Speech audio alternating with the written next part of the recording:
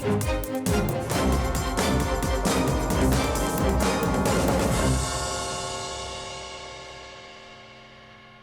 again, everyone. Welcome to another episode of RVBusiness Capital Talk, sponsored by the Dicor Corporation. As always, I'm Rick Kessler. He's Sherman Goldenberg, and the two of us are joined by Joel Holland. Joel is the CEO of Harvest Host. Thank you so much for joining us today. Gentlemen, thanks for having me. It's always fun to talk about the RV world. So Joel, give us just a quick summary of what Harvest Host is.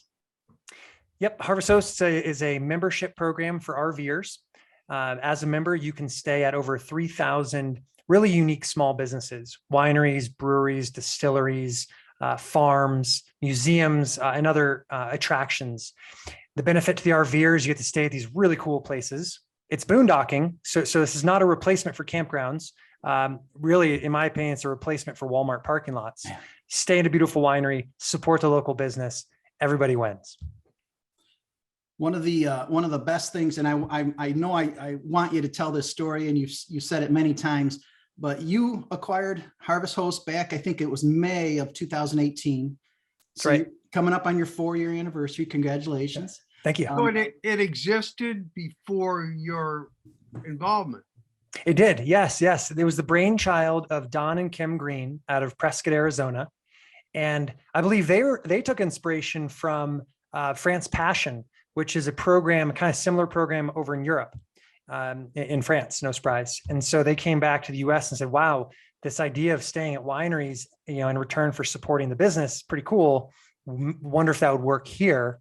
They built from the ground up to about 600 locations and 6,000 members before I purchased the company in 2018. So, God bless them. I don't know how you go from, going from 0 to 600 hosts and 6,000 members. Like, that's the hard part. So they did the hard part. I came in and just tried to expand it to more RVers because I think it's so great. Before we get into some of the business aspects of Harvest Host, please share your origin story, if you will, how you first came to know and love Harvest Host. Totally. So yeah, my wife and I were living in the Washington, D.C. area back in 2014. Got burned out on city life, cubicles. Really wanted to make a change, and we went extreme. We said, let's go buy an RV and just hit the open road. We've always talked about, the freedom of the open road. Let's see what it feels like. We didn't have any kids at the time, and so there was really no reason not to. So we purchased a fifth wheel, purchased a truck, took off. Thought it would just be a couple months meandering, we get bored, go back to real life. Ended up over the course of 2 years, we RV'd through all the lower 48 states and just totally fell in love with the RV lifestyle. Along that journey, I kind of started noticing, I'm like, we're driving through, I'll use Kansas as an example. Driving through Kansas, it's open country, beautiful farms, open as far as you can see. And I'm thinking, man, it would be really nice to stop at some of these farms or wineries and spend the night, and support the business. That concept, I was talking about it with other RVers, and they said, hey, there's already a program called Harvest Host where you can do just that. I said, oh, that's cool. So I joined Harvest Hosts. And the first place we stayed, to your point, was in Kansas. And it was a place called Heartland Farm. And I'm reading the listing and it says, beautiful farm, hundreds of acres, park, among the rolling hills, run by nuns. And so I showed up, and true to form, gorgeous location. They said, park wherever you want. I parked. And then this young girl starts giving me a tour. And she's like, one of the nuns here, she makes soaps. One makes alpaca scarves. And one gives massages. And by the way, they're all in their 80s. And I was just like, this is wild. So of course I bought some soaps, bought some alpaca merchandise, and I had to sign up for a massage from an 80-year-old nun on a farm in Kansas. I mean, and so my takeaway from this whole thing was, it's exactly what I thought. Like, you can't make this stuff up. The stories you come away with from something like this are radical. I've told this story a million times, and I get stories from every host I visit. So fell in love with the program, so much so that I ended up reaching out to the owners and just saying, hey, would you ever be interested in retiring and selling this business? I'd love to champion the program and take it to the next level. I apologize for the phone call. No worries. We live in a digital age. This is just how it goes. I love that story. I've heard you tell it several times, and it's a good story. So what was Harvest Host like, the operation like when you acquired it to what it is now? Yes. So, the way I put it, it was the bones of the program were great. The spirit of the program was real and alive. And that was this whole concept of stay at a great location, support a great small business. My goal was to just operationalize it, increase the technology, like make a better website, create an app, make a booking system, which we did, grow the program. So we've grown it from 600 hosts to now over 3,000. And in fact, over 6,000 if you include Boondockers Welcome, which we purchased last year. So we have a much larger footprint now all over North America, like every Canadian province, every US state except for Hawaii, and even a little bit of Mexico. And then we grew membership tremendously, but not so much so that we would ever overrun the host network. So we always think very carefully about, let's make sure we have enough hosts first. Like hosts are the most vital part of this program. And then members, of course, benefit from having a good footprint. How many members are you up to now? We are a little past 220,000. Wow. And so it's been a large growth. The exciting part of that is that our members this year will spend over $40 million directly with these small businesses they visit. And we don't take any of that. And so that goes directly to the bottom line. On average, it's $13,000 a host.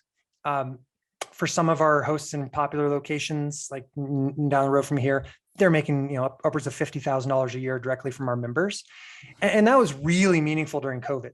And in fact, we had a lot of incredible stories from hosts who said, we were going to close operations, we were shutting down, but Harvest Host members kept showing up. And they could, even though they couldn't go in the tasting room, they would buy stuff and we just deliver it to the RV. Like RVing was a godsend. So it's an amazing program for small businesses, which is one of the key reasons I love it so much. It seems that not only because of COVID, but because of other factors, timing was critical in your move into this business. Yes, totally. So, it's interesting. So, I bought it in 2018. So it was a couple of years before COVID. Even at that time, I saw the tailwinds of interest in RVing growing, right? So my wife and I got in it, I like to say, before it was cool, right? But very quickly in the years after, young people started getting the message, young families started getting the message. Of course, like our retiring parents' generation already had the message, like, this is great. So it was growing as a thing, and quite growing in popularity. And I think it's because people were actually falling back in love with supporting local, shopping small town. Like America was on the rise again, and RVing very much fits into that. Now, of course, COVID came along. At first, like everybody in every industry, it was like, pump the brakes, what's going to happen? And everything stopped, right? So in March 2020, membership dried up, reservations dried up. Like it was a big pause. Like we have no idea what's going to happen. But our thesis was people are going to get back to traveling because people need to travel to stay sane. And RVing is going to be the winner because it's the only obvious safe way to travel, see this awesome country, and still support businesses. So we doubled down on that. We ended up spending millions of dollars on Facebook campaigns, specifically with this campaign. It's scenic, supportive, and safe. And we pushed that pretty hard, and it worked really well. And then of course the tailwinds caught up and our business more than doubled from COVID just in 2020. You can't make this stuff up. No. I think you said as much. You can't make it up. Yeah. No. Yeah. And I say, like, we landed with our butt in the butter. Could not have predicted COVID, total black swan event, kind of ran with the baton. And what's really amazing is now here we are a couple of years later, RVing is still hot. And so that was the interesting thing, is I had a bunch of pundits kind of say, okay, COVID like was a temporary bump. People are going to go back to air travel and they're going to get over it. And I'm like, maybe they'll go back to air travel, but I think RVing has now gotten the second wind. People are realizing, whoa, this is fun, right? You don't go to your local state parks or national parks in an RV and then rewind the tape. Like you can't unsee that cool experience. One of the things too, that's really helping, to some extent anyway, is the manufacturers and suppliers are really developing and designing even better self-contained RVs, which is what you require to be part of this program, I believe. That's right. Yeah, absolutely. And so the minimum requirement for our program is that you have a self-contained RV, like you said, and that, means you have a bathroom on board. That's the big one. Some cooking facilities, the ability so that when the business closes, you can still live in your RV without disrupting the land, right? It's the camper's, creed, take only photographs, leave only footprints. Very much the same thing with Harvest Hosts. And you're right. Every RV, regardless of when it was manufactured, was built to be able to be off grid for at least a day, right? Which is what you're going to do at Harvest Hosts, even if you're just running off batteries. But to your point, these days, a lot of these rigs I'm seeing have amazing solar power on them. Yeah. Giving them the ability to run very quietly, not even requiring a generator. It's pretty neat. And the bigger holding tanks, I think, adds to that convenience. Absolutely.